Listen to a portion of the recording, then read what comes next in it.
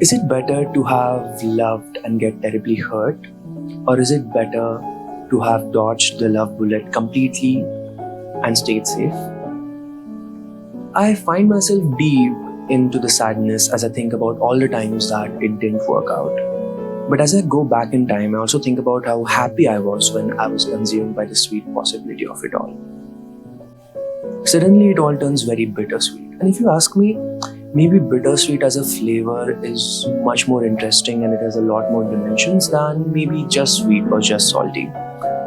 Maybe a bittersweet life is the one worth living than just one single plain flavor.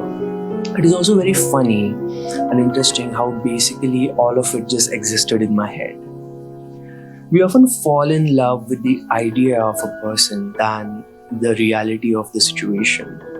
And I don't really think there is a way out of this fallacy, and I don't even think I want to find one, because I wonder what my life would be like if I were to stop romanticizing everything in my head.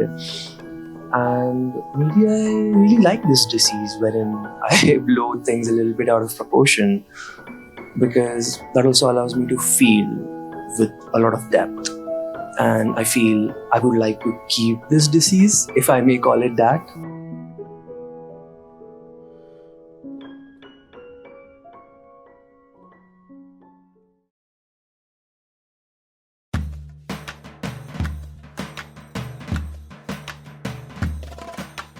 All this euphoria and excitement, if you really look into it, it always stems from you and not outside of you. It has always existed within you.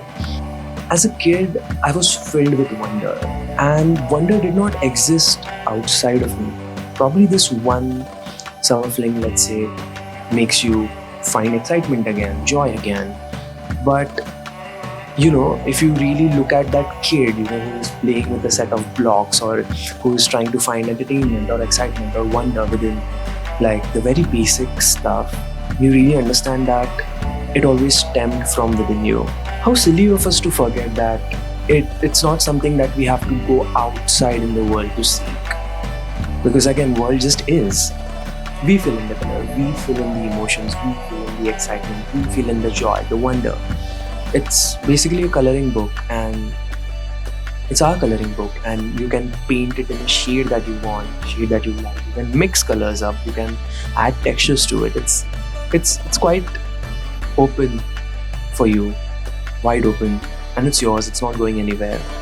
It's also not something that someone will come and hand over to us one day.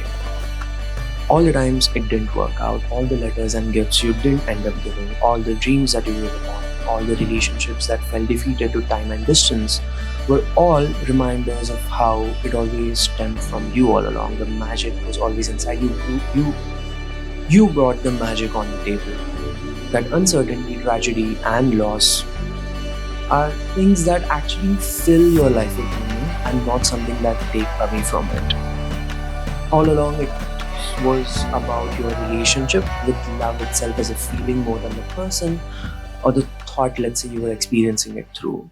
And with love, inevitably comes loss. And what better way to put it through than through the words of love is awful. It's awful. It's painful. It's frightening.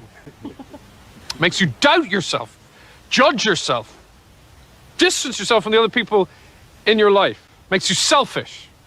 Makes you creepy. Makes you obsessed with your hair.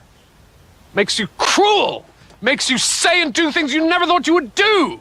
There's something wrong with your priest. It's all any of us want, and it's hell when we get there. So no wonder it's something we don't want to do on our own.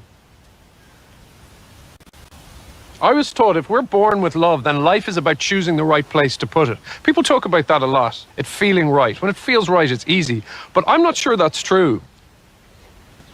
It takes strength to know what's right.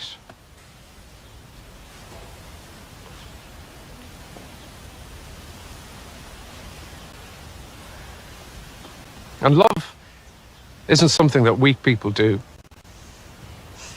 Being a romantic takes a hell of a lot of hope.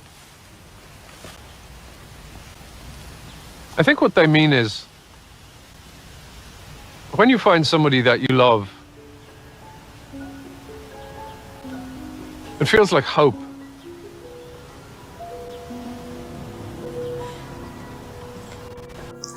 Through so many ways, it takes us to the very raw, unpolished, original version of ourselves, which takes a lot of courage to face, by the way. While it can be thrilling to go through this process, it also opens up a lot of things that you might have pushed deep down, or patterns that you didn't notice in yourself. And as you step ahead into it, proceed further into your journey, it seeks more of that from you. So it is only when you bare yourself naked and bring down the walls, open up the gates, that you start bearing the fruits and letting the gifts in. And essentially, love is loss. Loss of all those parts that are inauthentic. Loss of all those things that no longer serve you. Loss of all those things that clog your energy. Loss of illusions. And in the end, loss of ego. So you tell me, will you take in this loss?